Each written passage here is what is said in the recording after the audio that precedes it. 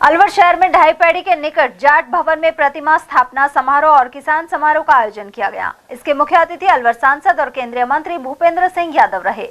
उन्होंने पूर्व प्रधानमंत्री भारत रत्न चौधरी चरण सिंह की प्रतिमा का अनावरण किया। साथ ही कहा कि चौधरी चरण सिंह ने किसानों की लड़ाई लड़ी और उनके हित में काम किया। इस सदी के सबसे बड़े किसान नेताओं में थे, क्योंकि अक्सर किसान नेता के बारे में तो ये माना जाता है, किसान नेता माने गांव खलियान की बात करते होंगे, लेकिन चौधरी चरण सिंह केवल किसान नेता के नाते केवल खेत खलियान की बात करने वाले नेता नहीं थे, वो हिंदुस्तान की इकोनॉमी का विजन रखने वाले नेता थे। और आज के 50-60 साल पहले, 70-80 साल पहले चौधरी साहब ने जो किताबें लिखी थी,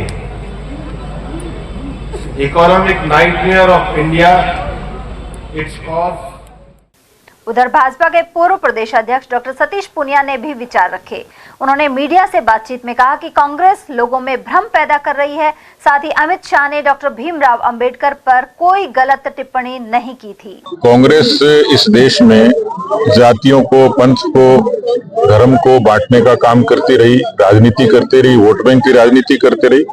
आजकल उनको एक नया तरीका समझ में आया है लोगों के बीच में भ्रम फैलाने का, और इस तरीके से वीडियो को कट करके और उसको एक तरीके का नैरेटिव सेट करने की कोशिश की, जिसमें सफल नहीं होंगे। एक बार उन्होंने की थी लोकसभा के दौरान, उनको थोड़ी बहुत सफलता मिली, लेकिन देश कांग्रेस की सच्चाई और हकीकत को जानने लग गया। इसलिए कश्मीर से कन्याकुमारी तक, कच्छ से कामरूप तक कांग्रेस विचार से, नीति से नकार दी गई है।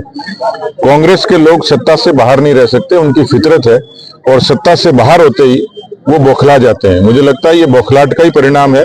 कांग्रेस दिशाहीन है, नेतृत्वहीन है और मुद्दा विहीन है। ऐसी कांग्रेस पार्टी ने देश का भला कर सकती, न खुद का भला कर सकती, न समाज का भला कर सकती। उनके पास अब बाकी यही है।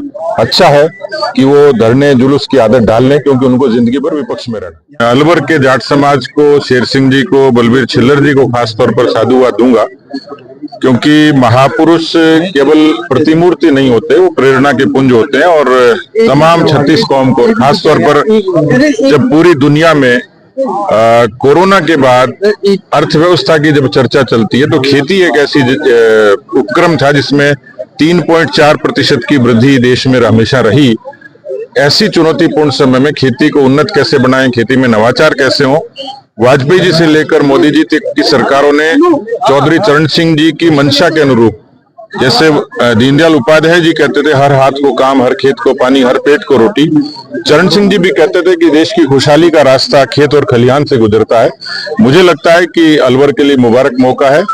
यहाँ के लोकप्रिय सांसद केंद्रीय मंत्री भूपेंद्र यादव जी की पहल पर एक अच्छा कार्यक्रम, गरिमापूर्ण कार्यक्रम हुआ। उधर समारोह में केंद्र सरकार में मंत्री रहे कैलाश चौधरी, राजस्थान जाट महासभा अध्यक्ष राजाराम मील सहित कई विधायकों ने भी संबोधित किया। जबकि समारोह के संयोजक जिला प्रमुख बलबीर सिंह छिल्लर रहे। समारोह में हजारों लोग शामिल हुए।